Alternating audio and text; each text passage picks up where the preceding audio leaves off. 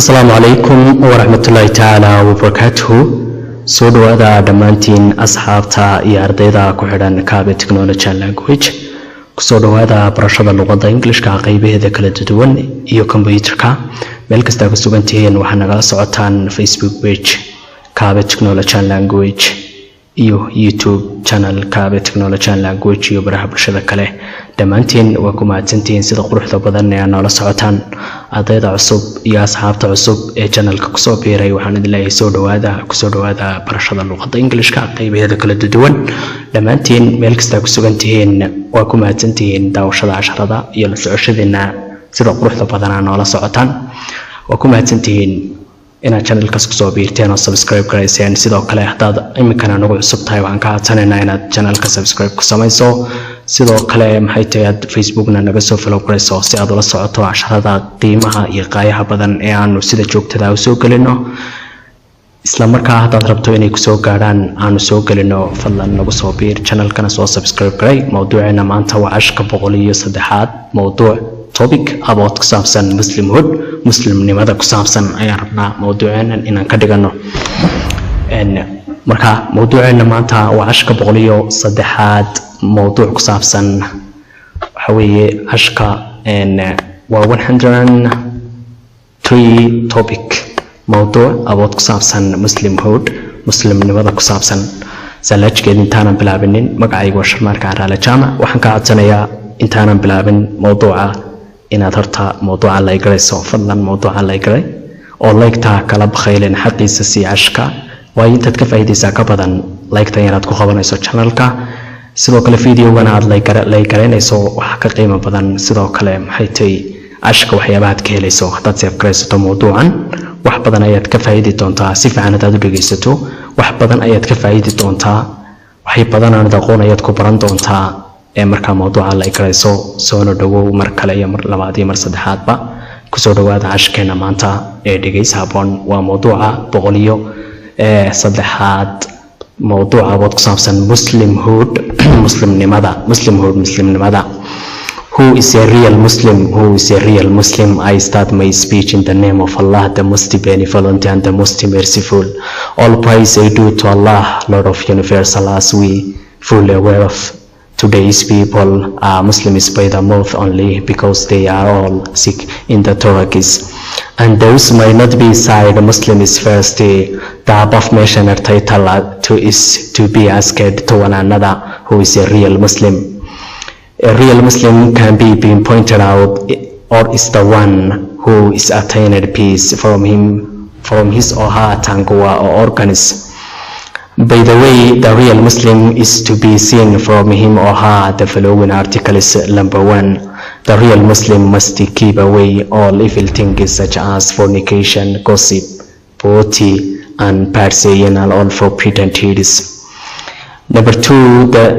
the real Muslim must not decry his or her other brother's Muslim. The real Muslim must relate his or her kinship as our Prophet Muhammad, peace and blessing of Allah be upon him, sallallahu alayhi wa sallam, said, let Allah cut he who draws over the kinship. Number 4, the real Muslim must not be a boastful one and must not be despise the people. Furthermore, the real Muslim is needed to mollify the tensions among the people and to change the tension into peace process. That is the only path which can lead him or her the best direction of the paradise eventually. If all the articles I have mentioned are attained from the person, he or she can be being pointed a real Muslim. All in all, let us be good Muslims. سأكون فهمتين آخرين عشق موضوعنا نصو آخرين موضوعنا وحكاد ليا مسلم لماذا يقعد ليا وي عن سلب لونه who is a real Muslim. waayo Muslim dhabahi Muslim run ahi waayo bayo Muslim ko who is a bayo Muslim yaa ah Muslim dhab ayaa ah. who is a real Muslim waa kuma Muslimka dhabtaahi Muslimka runta ah la sheegaya waa kuma who is a real Muslim waayo muslimka dhabtaahi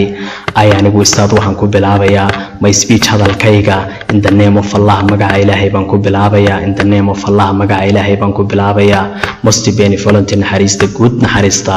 benevolent naxariis guud ar-Rahman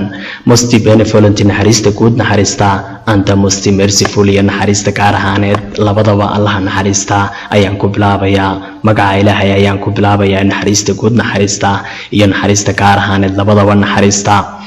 all praise dhammaan hufnaan iyo ammaan oo dhan all praise hufnaan ammaan mahad oo dhan isaydu waxay u sugnaatay waxa iska leh to Allah Ilaahay ayaa iska leh lag boqorka of the universal caalamka Allah caalamka iska leh ayaa ammaan iyo hufnaan oo dhan ay u sugnaatay sida weynagu fully sida buuxda aware of aynu wada ognahay ama ka wada warqabno of today's people dadka maanta of today's people dadka maanta Muslims waxay muslimiin ka yihiin by the mouth afka ay ka yihiin only kaliya ay ka yihiin dadka maanta waxay muslimiin ka yihiin afka oo kaliya ay muslimiin ka yihiin aan kuugu celiyo mar kale I start waxaan ku bilaabayaa my speech hadalkayga in the name of Allah magaca Ilaahay ayaan kuugu bilaabayaa the most benevolent Allah naxariista guud naxariista and the most merciful iyo naxariista gaar ahaaneed naxariista all praise I do to Allah ama hufnaan iyo ammaan iyo mahad oo dhan waxay u sugnaatay Allah Lord of universal boqorka caalamka as we full aware of sida buuxdayna nagu ka wada warqabno sida buuxdana wada ognahay of today's people dadka maanta Muslims waxay muslimiin ka yihiin by the mouth afka ay ka yihiin only oo kaliya because maxaa yeelay iyaga oo dadka muslimiinta ah ama dadkaasi are all dhammaantood sik waxay ka jiran yihiin in the thorax qulubta ay ka jiran yihiin in the thorax qulubta ay ka jiran yihiin and those may not be said kuwaana lama dhihi karo Muslims waa muslimiin lama dhihi karo because maxaa yeelay iyagu dhammaantood they are all dhammaantood si waxay ka xanuunsanayaan in the thorax qulubta iyo qalbiga ay ka liitaan and those may not be said lama dhihi karo marka Muslims waa muslimiin first ugu horeyn ama fasti ugu horeyn daabaf meeshaned title ciwaanka kore lagu soo xusay first ugu horeyn daabaf meeshaned title ciwaanka kore lagu soo xusay kor lagu soo sheegay title waa ciwaane meeshaned lagu soo xusay lagu soo sheegay iswa inuu noqdo to be askad midaynu isu weydiino wanaanada midba uu midka kale uu weydiiyo waa inuu noqdo ciwaanka kore lagu soo xusay oo waa inaan isu weydiinaa who is a real Muslim waayo muslim dhab ahi ama muslim run ahi waayo a real muslimka dhabtaahi can be pointed waxaan ku tilmaami karnaa can be pointed out waxaan ku tilmaami karnaa or ama is the one waa midka waa qofka who kaasoo is attained laga helo peace nabad laga helo from his or her tongue waa carabkeeda laga nabad galo an organs iyo xubinteeda laga nabad galo xubnaheeda laga nabad galo is a person waa qofka who kaasoo attained laga helo peace nabad laga helo from him isaga xaggiisa laga helo oo ay laga nabad galo his tongue waa isaga carabkiisa an organs iyo xubnihiisa laga nabad galo his or her tongue waa an organs waa qofka muslimka waxa lagu tilmaami karaa waa qofka carabkiisa iyo xubnihiisa laga nabad galo oo peace nabad laga helo marka by the way ala kulli hal the real muslimka dhabta is to be seen waa in laga arkaa xaggiisa is to be seen waa in laga arkaa from him xaggiisa oo ama xaggeeda the following articles qodobadan soo socda waa in xaggiisa ama xaggeeda waa in laga arkaa aan halkaa kuugu celiyo waliba the real muslimka dhabta can be pointed out waxaan ku tilmaami karnaa or ama is the one waa midka who kaasoo is attained laga helo peace nabad laga helo from his or her tongue waa isaga carabkiisa iyada carabkeeda an organs iyo xubnihiisa iyo xubnaheeda by the way ala kulli hal the real muslimka dhabta is to be seen waa in laga arkaa from him isaga xaggiisa oo ama iyada xaggeeda the following articles qodobada soo socda number 1 qodobka koowaad the real muslimka dhabta must keep away waa inuu ka fogaadaa oo iska ilaaliyaa all dhammaan evil things waxyaabaha xunxun ee camalada shaydaanka ah evil things amalada xunxun waxyaabaha xunxun waa inuu ka fogaadaa such as sida waxyaabuhu ka fogaanaya maxaa ka mid ah fornication macsida waa inuu ka fogaadaa sinada iyo wixii la mid ah waa inuu ka fogaadaa gossip xanta waa inuu ka fogaadaa oo aanusan dadka xamanin gossip xanta waa inuu ka fogaadaa booti bililiqada iyo waxyaabaha xaaraanta waa inuu ka fogaadaa an parseyin iyo waliba orahaha xun na waa inuu ka fogaadaa an all iyo dhammaan forbidden deeds amalada la mamnuucay oo dhan waa inuu qofka muslimka ah uu ka fogaadaa isaga tagaa number 2 qodobka labaad the real muslimka dhabta masti waxa ku waajiba nabdi karay inaanu san xaqirinin inaanu yasinin xaqiraad inaanu ku sameeynin his or her brothers walaalihiisa kale his or her other brothers walaalihiisa kale ee muslimiinta waa inaanu san xaqirinin waa inaanu san isla weyni iyo wixii la mid ah waa inaanu san la imanin waa inaanu dhikray waa inaanu sameeynin xaqiraad waa inuu iska ilaaliyaa oo ka fogaadaa number 3 qodobka saddexaad the real muslimka dhabtaay masti waxa ku waajiba relate inuu xiriiriyo his or her kinis qaraabadiisa waa inuu xiriiriyaa qaraabadeedana waa inayna xiriirisaa sida our prophet Muhammad sallallahu alayhi wa sallam peace and blessing of Allah be upon him naxariis nabadgeliya korkiisa ha ahaatee sayd uu yiri SRW sallallahu alayhi wa sallam sayd uu yiri sida nabigeenu uu yiri our prophet Muhammad sida Nabi Muhammad said uu yiri sallallahu alayhi wa sallam let Allah cut ilaahay ha gooyo let Allah cut ilaahay ha gooyo he who draws kii gooya of the kinis kii qaraabada gooya ehelada kii gooya ilaahay ha gooyo sida uu nabigu yiri number 3 qodobka saddexaad the real muslimka dhabta masti waxa ku waajiba relate inuu xiriiriyo his or her kinis qaraabadeeda waa inay xiriirisaa qaraabadiisa waa inuu xiriiriyaa sida our prophet nabigeena Muhammad peace and blessing of Allah be upon him naxariis nabadgeliya korkiisa ha ahaatee sayd uu yiri let Allah cut ilaahay ha gooyo he who draws of the kinis kii gooya qaraabada kii gooya ilaahay ha gooyo number 4 numberka afraad the real muslimka dhabta masti waxa ku waajiba not be inaanu san noqonin a positive one mid faan badan kibir badan isla weyni badan waa inaanu san noqonin positive one mid kibir badan waa inaanu san noqonin mid faan badan waa inaanu qofka muslimka ah aanu noqonin and masti waxa ku waajiba not despise inaanu san yeesinin hoos u dhiginin the people dadka waa inaanu san yeesinin other people waa inaanu yeesinin oo aanu dhihinin ana de ka laan dheeraysan iyo wixii la mid ah waa inaanu san dhihinin dadka Ilaahay baa wada abuurtay waana isku wada mid qofka uu qiimaha badan waa qofka Ilaahay uu ka raali yahay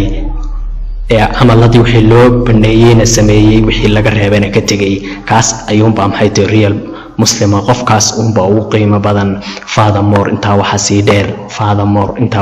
dheer the real muslimka dhabta ama qofka muslimka ah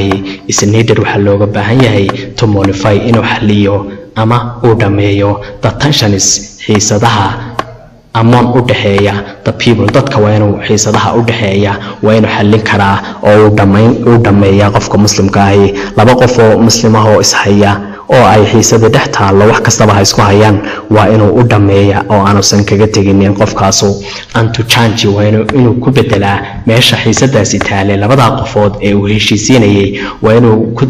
attention xiisadii ama colaadii dhex taale waa inuu ku bedelaa into peace process hanaan nabadeed waa inuu ku bedelaa oo uu heshiisiya dadka oo dadka dhex gala oo dadka maxay tahay uu si fiican dadka u heshiisiya daataasi habka noocaasa is the only wahabka kaliya only path waa wadiiqada kaliya which wadiiqadaasoo kaan iyadu lead ku hogaaminaysa him isaga oo ama iyada the best direction jahada ugu fiican ama jahada ugu wanaagsan ay ku jahaynaysaa of the paradise ee jannada waa wadiiqada ugu wanaagsan ee ay ku heli karaan jannada ku heli karaan eventually ugu